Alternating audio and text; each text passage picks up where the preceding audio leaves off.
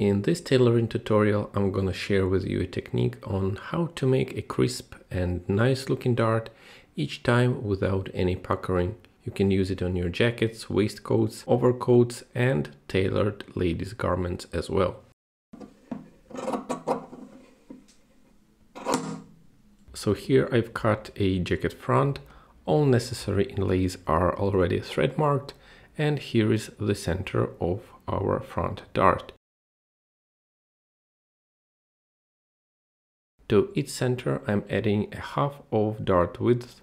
There is no need in marking both sides as long as your dart is symmetrical.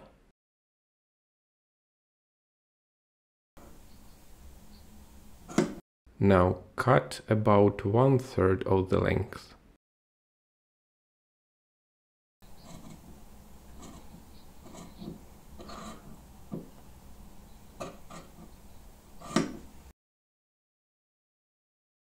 Fold it in half and baste outside the choke line, so the basting won't get into machine stitching later on.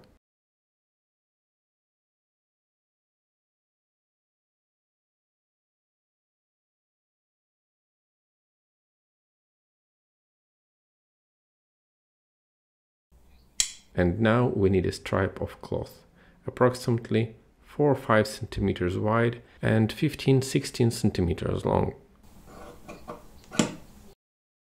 Mark the center and place it so the top part of the stripe sticks about 4 centimeters above the dart point. You may also baste this piece, but I'll pin everything together to speed things up. I recommend you using the same cloth for the attachment piece, but I chose to work with a contrast fabric so you can see and understand everything better. And now we are gonna start machining at this attachment piece without locking the stitch. And our goal is to drive our machine stitch through this point and then onto the dart.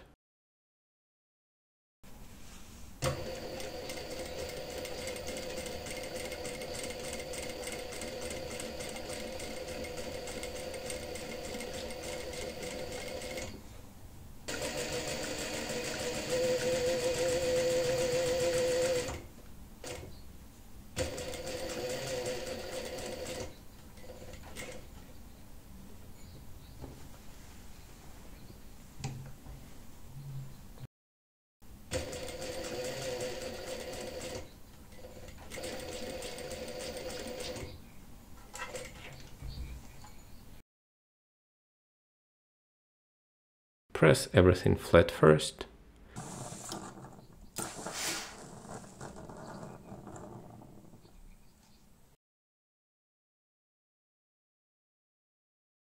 So, by starting at our attachment piece, we machined smoothly right through this dart point, avoiding a bulking back tack here.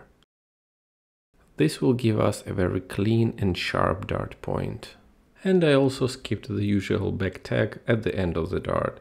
So instead of going back and forth, I just machined to the end, turned around the needle and locked the stitch by machining several centimeters right through initial stitching.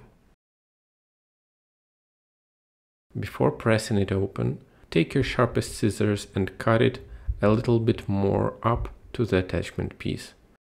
And then we are going to snip the seam allowance that is closer to our black stripe, but not all the way through, leaving several millimeters uncut.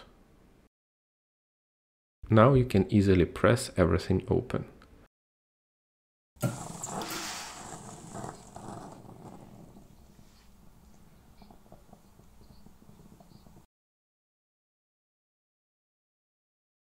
Also, you can trim the top layer to make it a bit narrower than the bottom one.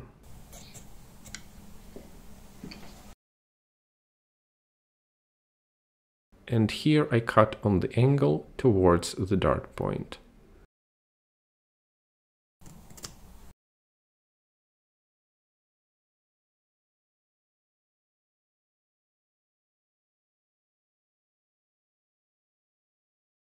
Let's take a look at what we have achieved here. No back tagging at the beginning and the end. Plus, because we have used this stripe, and let me repeat myself, I recommend you making it out of the main cloth, we have balanced both sides of the dart, and in result it feels nice and flat on both sides.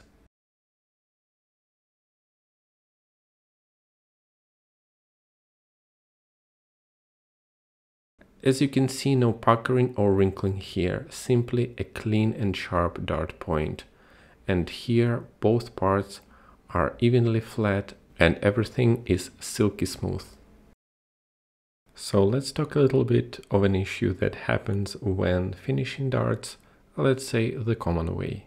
The problem usually is in locking the stitch here, which makes fabric pucker at the dart point. Of course, you may try shrinking it away with an iron or fuse this part on the wrong side, but nevertheless both dart points may not be the same.